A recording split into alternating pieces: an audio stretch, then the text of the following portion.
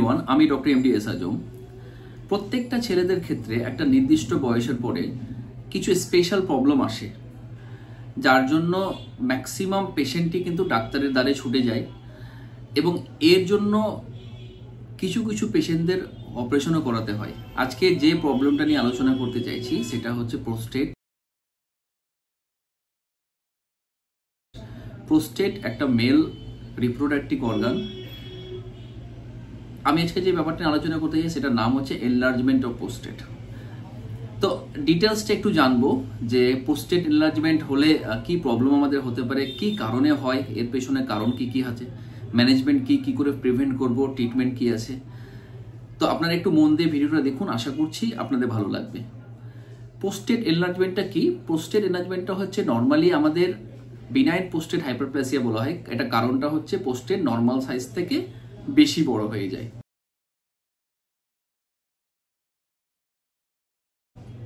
Most common এটা ওল্ডদের ক্ষেত্রে, কিন্তু সব এজে হতে পারে, কিন্তু সব থেকে বেশি কমন আফটার 50 ইয়ার্সের ওপরে মেল পার্সনদের ক্ষেত্রে সব থেকে বেশি ইম্পর্টেন্ট এই প্রবলেমটা। তো তার আগে আমরা একটু জানবো যে প্রোস্টেটটা কি। এটা একটু যদি আমরা জানি তাহলে আমাদের আশা করছি বুঝতে একটু সুবিধা হবে যে প্রোস্টেট এনলার্জমেন্ট কেন হয় এবং এর পেছনের কারণ কি এবং কি কি প্রবলেম হতে পারে, আমাদের একটু বুঝতে সুবিধা হবে। তো আমরা আগে জানবো যে প্রোস্টেটটা হচ্ছে একটা মেল রিপ্রোডাক্টিভ অর্গান, যেটা প্রেজেন্ট থাকে আমাদের পেচ্ছাপ থলে যেটা আছে ঠিক তার নিচে, এবং যেটা পায়খানার দ্বার আছে, পায়খানা রেকটাম যেখানে আছে, পায়খানার থলে যেখানে আছে রেকটাম, ঠিক তার ফ্রন্টে প্রত্যেকটা মানুষের ক্ষেত্রে এটা প্রেজেন্ট থাকে। এটা তৈরি কি দিয়ে হয়? কানেকটিভ টিস্যু এবং গ্ল্যান্ডুলার টিস্যু দিয়ে তৈরি হয়। এর কাজটা কি? এটা ফ্লুইড, যে কোনো প্রোস্টেটে যে ফ্লুইড থাকে প্রোস্টেটিক, সেটাকে সিমেনে কনভার্ট করে এবং এর জন্য মাসেল, যে মাসেলস প্রোস্টেটিক মাসেল থাকে, সেটা সিমেনকে পুশ করে থ্রু ইউরেথ্রা দিয়ে। এটা হচ্ছে জাস্ট প্রোস্টেট। প্রোস্টেটের ফাংশনটা কি আছে? মেন ফাংশন হচ্ছে কন্ট্রিবিউট অ্যাডিশনাল ফ্লুইড থেকে সিমেন তৈরি করে এটাকে, এবং যে ফ্লুইড থাকে সেই ফ্লুইডের মধ্যে এনজাইম, জিঙ্ক, সাইট্রিক অ্যাসিড এগুলো প্রেজেন্ট থাকবে। এটা হেল্প করে, পুষ্টি দেয়, এই তিনটে জিনিস পুষ্টি দেয় স্পার্ম সেলকে, যেটা স্পার্ম তৈরি করে। এটাই হচ্ছে main function of prostate. Prostatic মাসেলের কাজটা কি? যে মাসেলস আছে তার কাজটা হচ্ছে সিমেনকে থ্রু ইউরেথ্রা দিয়ে বার করার জন্য হেল্প করে ডিউরিং অর্গাজম। তো নর্মাল জাস্ট ফেনোমেনা হচ্ছে এটাই, নর্মাল ফেনোমেনা। যদি আমি সাইজটা বলি তাহলে সাইজের একটা আখরোটের মতো, জাস্ট বোঝানোর জন্য 30 গ্রাম অব্দি এটা থাকে, এটা নর্মাল সাইজের ক্ষেত্রে। যদি এটা বাড়তে শুরু হয় তখন প্রবলেম আমাদের আস্তে আস্তে স্টার্ট হয়। এবার আমরা জানবো যে প্রোস্টেট কি কারণে বাড়তে পারে।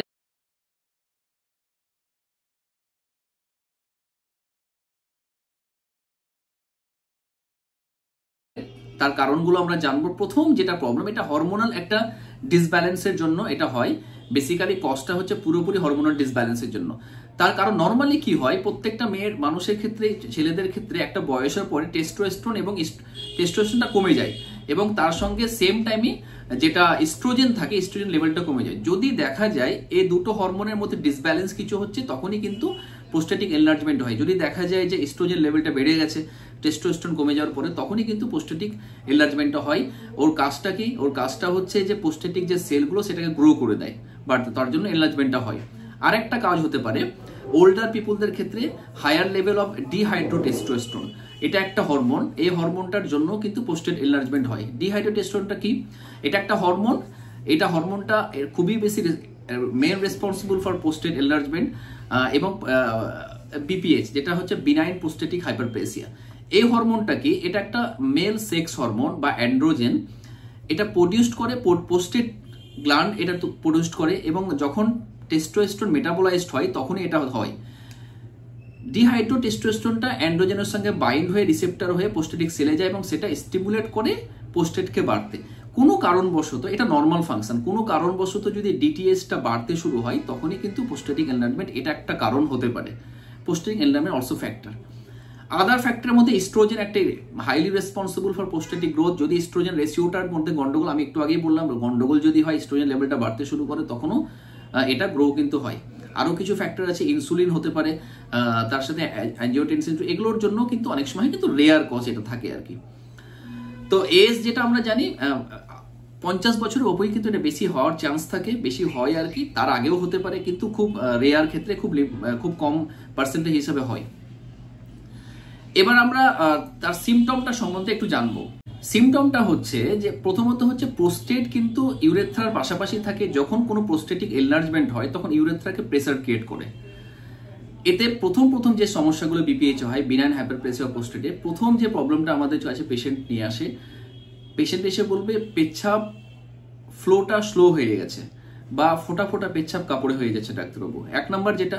দ্বিতীয় কথা যেটা পেশেন্ট আমাদের বলবে, ডিফিকাল্টি, পেচ্ছাপ করতে খুব অসুবিধা হচ্ছে, অনেকক্ষণ বসে থাকতে হচ্ছে, পেচ্ছাপ করার সময় একটা বার্নিং সেন্সেশন, জ্বালা একটা হচ্ছে পেচ্ছাপ করার সময়, ইনকন্টিনেন্সি অফ ইউরিন হচ্ছে, কাপড়ে অটোমেটিক পেচ্ছাপ হয়ে যাচ্ছে, বুঝতেই পারছে না পেশেন্ট হয়তো। তারপরে হচ্ছে যে পেচ্ছাপ করার পরে কিংবা পেচ্ছাপ করার টাইমে ব্যথা, বা এজাকুলেটিং আফটার, যখন ডিউরিং সেক্সুয়াল ইন্টারকোর্সের সময় যে এজাকুলেট হচ্ছে সিমেন, তখনও একটা পেন কিংবা একটা বার্নিং সেন্সেশন থাকতে পারে। যেহেতু লংটা পেচ্ছাপ ইনকমপ্লিট ইউরিনেশন, কমপ্লিট হচ্ছে না, কিছু পেচ্ছাপ থেকে যাচ্ছে, এর জন্য কি হচ্ছে, একটা সেকেন্ডারি ইনফেকশন একটা আসছে, তার জন্য একটা ইউটিআই যে প্রবলেম, সেটা প্রবলেম আমাদের কাছে আসছে, বার্নিং সেন্সেশন, তো একটা ইউরিন থাকছে, তার সাথে একটা লোয়ার অ্যাবডোমেন পেন থাকছে, একটা ফিভার থাকছে, তার সাথে নসিয়া ভমিটিং একটা থাকতে পারে, তার সাথে আরও পেচ্ছাপে একটা স্ট্রং স্মেল থাকছে, যেহেতু অনেকক্ষণ ধরে পেচ্ছাপ, একটা সেকেন্ডারি ইনফেকশন জন্য স্ট্রং স্মেলে পেচ্ছাপ থাকছে।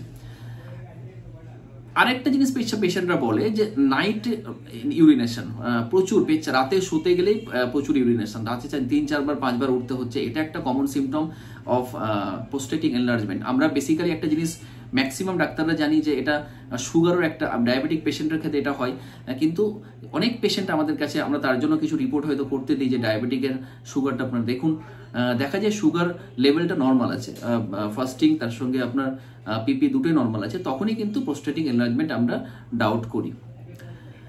আর একটা কি সমস্যা হয়, আর একটা সমস্যা হচ্ছে যে সাডেন আর্জেন্সি, প্রচুর পেচ্ছাপ পেয়ে গেছে, ধরে রাখতে পারছে না, সঙ্গে সঙ্গে পেচ্ছাপ করতে হবে, যদি না করে কাপড়ে হয়ে গেল। তো এই কিছু সিমটম আমাদের কাছে পেশেন্টরা নিয়ে আসে। এটাই হচ্ছে enlargement of prostate, enlargement of prostatic প্রবলেমের জন্য এই সিমটমগুলো আমাদের কাছে আসে। এবার আমরা বলবো প্রোস্টেটিক এনলার্জি হচ্ছে, এটা কি ক্যান্সার হতে পারে? তো এর উত্তর একটাই হবে, নো, এটা কোনো রকম ভাবে ক্যান্সার হওয়ার চান্স একদমই নেই, এবং less risk for prostatic cancer. Prostatic cancer অন্য কারণে হয় এবং তার সিমটম টোটালি আলাদা থাকে। বিনাইন হাইপারপ্লেসিয়া অফ প্রোস্টেট কোনো রকম ভাবে ক্যান্সারাসে কনভার্ট হয় না। ক্যান্সারাসের যে যদি প্রোস্টেটিক ক্যান্সার থাকে, কিছু স্পেশাল সিমটম থাকে, এটা নিয়ে আমি পরে ডিসকাস করব, কিছু স্পেশাল একটা টপিকস আমি নিয়ে আসবো। তো যেগুলো সিমটম থাকে, একটা পেনফুল কিংবা বার্নিং ইউরিনেশন থাকতে পারে, পেচ্ছাপে ডেফিনেটলি একটা ব্লাড থাকবে, তার সাথে ডিফিকাল্টি গেটের ইরেকশন, কোনো রকমভাবে ইরেক্ট হবে না পেনিস, পেনফুল একটা এজাকুলেশন থাকবে, সিমেনের সঙ্গে একটা ব্লাড থাকবে। তো এগুলো প্রবলেম কিছু থাকে, আরও কিছু লস অফ ওয়েট হয়ে যাবে, আরও কিছু সেকেন্ডারি ইনফেকশন আসবে। তো প্রোস্টেটিক বিনাইন হাইপারপ্লেসিয়া প্রোস্টেট কিন্তু কোনো রকমভাবে ক্যান্সার হয় না। যদি আমরা সঠিক সময়ে প্রোস্টেটিক ট্রিটমেন্ট না করি, তাহলে সেকেন্ডারি কিছু প্রবলেম আসতে পারে। কি সমস্যা আসতে পারে? প্রথম সমস্যা যেটা হয়, একটা ইউটিআই আসবে, ইউরিনারি ট্রাক্ট ইনফেকশন একটা থাকবে, যেহেতু যদি আনট্রিটেড থাকে, লং টার্ম ধরে যদি এই প্রবলেমটা থেকে যায়, তাহলে ইউটিআই প্রবলেম পেশেন্ট আমাদের কাছে নিয়ে আসবে। দ্বিতীয় প্রবলেম হচ্ছে একটা সিস্টাইটিস একটা নিয়ে আসতে পারে, ব্লাডারে ইনফেকশন হওয়ার জন্য সেকেন্ডারি ইনফেকশন হতে পারে। 3 নাম্বার হচ্ছে ব্লাডার স্টোন হতে পারে, ব্লাডার স্টোন আমাদের কাছে অনেক সময় পেশেন্ট নিয়ে আসে। 4 নাম্বার হচ্ছে কি হেমাচুরিয়া, হেমাচুরিয়া মানে ইউরিনের মধ্যে ব্লাড আসছে, এই প্রবলেমগুলো পেশেন্ট আমাদেরকে বলতে পারে। 5 নাম্বার ইউরেথ্রাইটিস, ইউরেথ্রাতে ইনফেকশন হচ্ছে, এর জন্য হতে পারে, এই প্রবলেমের জন্য হতে পারে ইউরেথ্রাইটিস।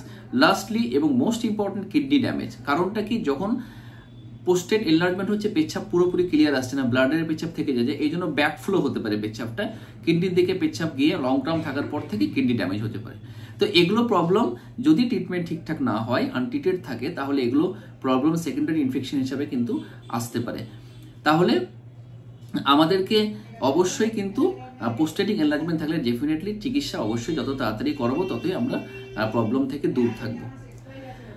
ডায়াগনোসিস কি আমরা করব? Diagnosis is more important. Diagnosis হচ্ছে প্রথম যেটা ইম্পর্টেন্ট ডায়াগনোসিস, আমাদের সব থেকে ইম্পর্টেন্ট ইনভেস্টিগেশন, সেটা হচ্ছে একটা ইউএসজি। আমি যদি ইউএসজি করি, তাহলে 100% কনফার্ম পাবো যে প্রোস্টেটিক এনলার্জমেন্ট হচ্ছে কি হচ্ছে না। তারপরেও যদি কনফার্ম হতে চাই, তাহলে সিটি স্ক্যান একটা ডেফিনেটলি ইম্পর্টেন্ট। সিটি স্ক্যান করলে আমরা জানতে পারবো যে প্রোস্টেট কি অবস্থায় আছে। আরও কিছু ইনভেস্টিগেশন আছে। তো ইনভেস্টিগেশন এগুলো আমাদেরকে অবশ্যই করলে আমাদের ডায়াগনোসিস কনফার্ম হবে প্রোস্টেটিক। এবার আমরা জানবো হাউ টু প্রিভেন্ট, এই প্রবলেম হলে আমরা কি করে প্রিভেন্ট করতে হবে আমাদের, তাহলে প্রবলেম থেকে দূর হবে। প্রথম কথা হচ্ছে একটা হেলদি মেনটেন করবো, হেলদি ওয়েট একটা মেনটেন করবো। হেলদি ওয়েট কি করে মেনটেন করবো? যাদের এক্সেস পরিমাণে ফ্যাট শরীরে, প্রচুর মোটা সোটা, তাদের প্রথম কথা হচ্ছে তাদেরকে একটা এক্সারসাইজ, একটা অবশ্যই মিনিমাম 30 মিনিটস একটা এক্সারসাইজ দরকার আছে। তার সাথে হেলদি ফুড একটা দরকার আছে। হেলদি ফুডের বলতে মোর ফ্রুটস বেশি খেতে হবে, ভেজিটেবল বেশি খেতে হবে, ফাইবার জাতীয় খাবার বেশি বেশি খেতে হবে। তার সাথে আমি rich food, spicy food, red meat, restaurant food এগুলো টোটালি আমি অ্যাভয়েড করব। তারপরে আরেকটা ইম্পর্টেন্ট হচ্ছে যে অ্যালকোহল আমি টোটালি অ্যাভয়েড করব, স্মোকিং টোটালি অ্যাভয়েড করব। স্পেশালি নাইটে আমি চেষ্টা করব যে একটু কম জল খাওয়া চেষ্টা করব, কম। তার সাথে একটু চেষ্টা করব শুকনো খাবার, স্পেশালি রুটি জাতীয় খাবার যদি আমি খাই তাহলে পেচ্ছাপটা আমাকে কম করতে হতে পারে। তো এই প্রবলেমগুলো আমাদের কিন্তু প্রিভেন্ট কিছু করতে হবে। এই প্রবলেমগুলো আরও কিছু আছে প্রিভেনশন, যে তার আরও কিছু সাপ্লিমেন্ট কিছু নিতে পারি আমরা। তো এগুলো জিনিস যদি আমরা মেনটেন করি তাহলে আমরা এনলার্জ পোস্টার থেকে অনেক সময় রেহাই পাবো। লাস্টলি মোস্ট ইম্পর্টেন্ট ট্রিটমেন্ট হচ্ছে, যেহেতু আমি একজন হোমিওপ্যাথি ডক্টর, হোমিওপ্যাথি তাহলে প্রচুর ভালো ভালো মেডিসিন আমাদের কাছে আছে ফর পোস্টেটিক এনলার্জমেন্ট প্রিভেন্ট করার জন্য। তার জন্য অবশ্যই আমার একটা টোটালিটি অফ সিমটম দরকার আছে। টোটালিটি অফ সিমটম করে যদি আমরা পেশেন্টের কাছ থেকে ক্যারেক্টারিস্টিক কিংবা ভালো সিমটম কিছু পাই, সেই হিসাবে মেডিসিন আমাদের যা আসবে সেটাই দিতে হবে। কিন্তু ম্যাক্সিমাম ক্ষেত্রে আমরা দেখেছি, আমার ক্ষেত্রে যে এক্সপিরিয়েন্স হয়েছে, কিছু ওষুধ আমাদের স্পেসিফিক প্রচুর ওষুধ আছে, তার মধ্যে কিছু স্পেশাল ওষুধ আমার কাছে আসে। এটা আমার এক্সপিরিয়েন্স থেকে। দয়া করে ওষুধগুলো আপনারা ট্রাই বাড়িতে করবেন না। অবশ্যই এই প্রবলেম হলে আপনার নিকটবর্তী কিংবা আপনার পরিচিত কিংবা যে কোনো হোক না কেন, একটা যে কোনো ডক্টরের সঙ্গে কনসাল্ট করতে পারেন। কিন্তু যেহেতু আমি একজন হোমিওপ্যাথি ডক্টর, আপনার যে কোনো BHMS কিংবা DHMS কিংবা DMS ডক্টরের সঙ্গে আপনারা কনসাল্ট করতে পারেন এই প্রবলেমটা দূর করার জন্য। তো স্পেসিফিক আমাদের কিছু স্পেসিফিক তো নয়, কিছু আমার এক্সপিরিয়েন্স অনুযায়ী যেসব ওষুধগুলো আমার কাছে এসছে, কোনিয়াম ম্যাক ভালো এসছে, স্টেফিস এগ্রিয়া খুব ভালো, আরবার ভাইটাই খুব সময় এসছে, মেড্রাইনাম খুব ভালো কাজ করে, ক্যালকেরিয়া ফ্লোর খুব ভালো কাজ হয়, তার সাথে অ্যান্টিম ফুড ভালো রেসপন্স, ফাইটোলাক্কা খুব ভালো কাজ হয়। তো এক্সেট্রা এক্সেট্রা, ব্যারেটা আয়োড আরও ভালো, খুব ভালো রেসপন্স, ক্যালি আয়োড খুবই ভালো রেসপন্স, ক্যালি সিলিকাটা খুব ভালো রেসপন্স। তো এগুলো কিছু ওষুধ আমার কাছে আসে ইন কেস আফটার কেস্টেকিং। আরও প্রচুর মেডিসিন আছে, আমি জাস্ট যেগুলো ম্যাক্সিমাম ক্ষেত্রে আছে সেগুলোর নামগুলো আমি বললাম, কিন্তু এটা কমপ্লিটলি আমার এক্সপিরিয়েন্স থেকে। কিন্তু যাই হোক না কেন, একটা ইন্ডিভিজুয়ালাইজেশন এবং প্রপার কেস্টেকিং, টোটালিটি অফ সিমটম করেই কিন্তু ওষুধ দেওয়া উচিত। এবং আমরা অবশ্যই কিন্তু বাড়িতে এই ওষুধগুলো ট্রাই করবো না। তো আপাতত এটুকুই বললাম। আপনাদের কোনো কিছু কোশ্চিন থাকলে কমেন্টে লিখুন, আমি চেষ্টা করবো আপনাদের উত্তর দেওয়ার। আপনারা ভালো থাকুন, সুস্থ থাকুন, হেলদি ফুড খান, রেগুলার এক্সারসাইজ করুন। আশা করছি আপনারা ভালো থাকবেন। শুভরাত্রি সবাইকে।